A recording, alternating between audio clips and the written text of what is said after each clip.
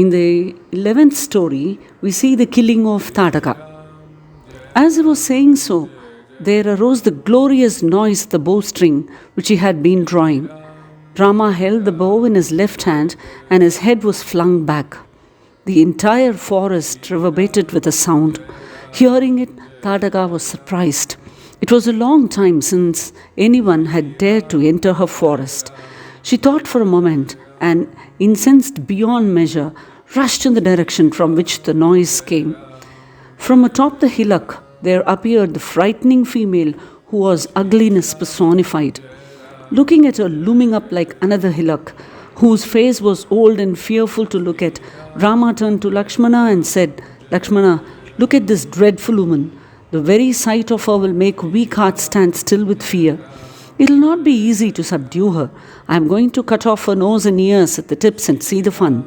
As he was talking to Lakshmana, Tataka rushed towards them with both her arms uplifted.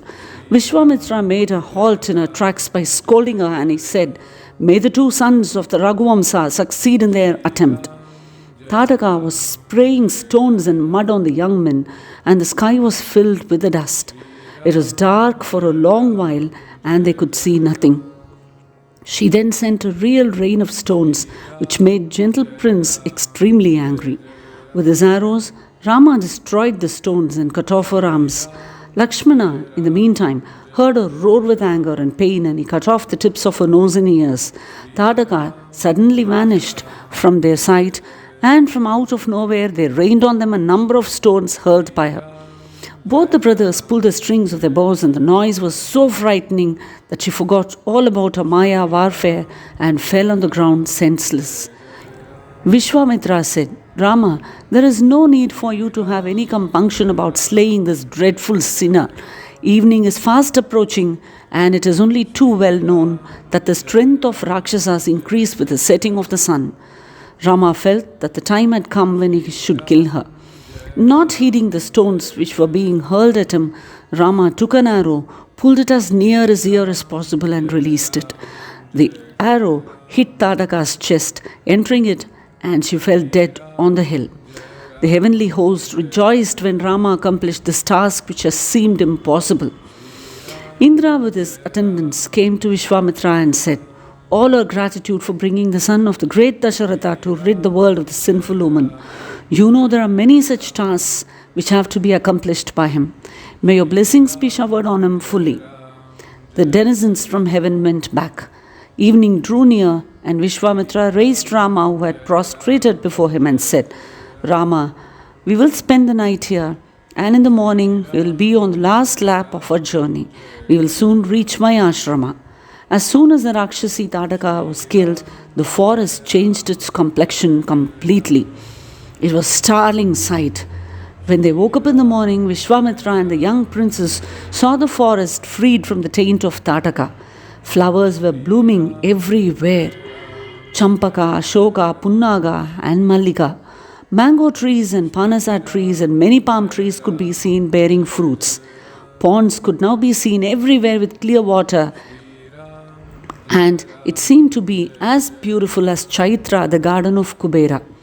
Vishwamitra's eyes rested lovingly on Rama. They strayed away from there to the beautiful surroundings and came back to Rama. He said, "I am extremely pleased with you. May you be famed the world over for your prowess. Accept my blessings. I am so pleased with you that I am going to make a rare gift to you." Rama and Lakshmana were intrigued by the words of Vishwamitra. They said, "You blessed us, and you have told us that you are pleased with us. Is there any other gift greater than this, my lord?" Vishwamitra smiled and said, "You may know about it or you may not, but I am telling you now that I am in possession of all the divine astras you can think of. I will give them to you. With the help of these astras, you will be able to vanquish all the enemies you will come across later. I will now grant all of them to you. Learn the incantations carefully from me, and you will be able to master them very soon." Rama sat facing the east after purifying himself, and the rishi taught him the astras which he had obtained from Mahadeva after performing intense tapas. Those were the days when he thought he needed them. He had passed those days and he needed them no more.